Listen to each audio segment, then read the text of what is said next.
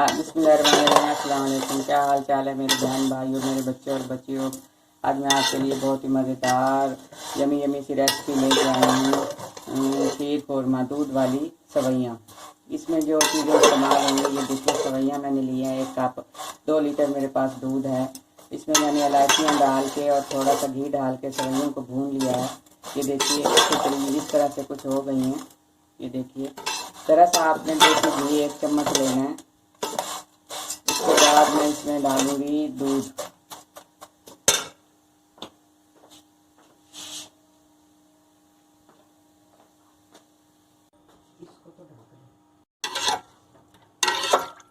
दूध डाल के इसको हल्की आंच पे छोड़ देंगे और ये फिर बनता रहेगा। बहुत ही मज़ेदार और अच्छी लगती हैं ये सवैयाँ। दूध में ये पकेंगी।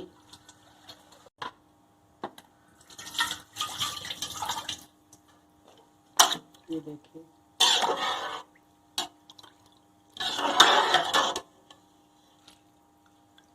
देखिए, ये हमारा शीर कौरमा बन के तैयार है। अब हम इसमें मेवे ऐड करेंगे, छुहारे और सारी चीज़ें, बादाम, अखरोट, पिस्ता, जो भी आपको पसंद हो आप इसमें ऐड कर सकते हैं। ये देखिए, अब इसको ठंडा करके सर्व करेंगे। डिश आउट करके मैं आपको दिखाती हूँ। ये देखिए, ये हमारा शीर कौरमा बन के तैयार है।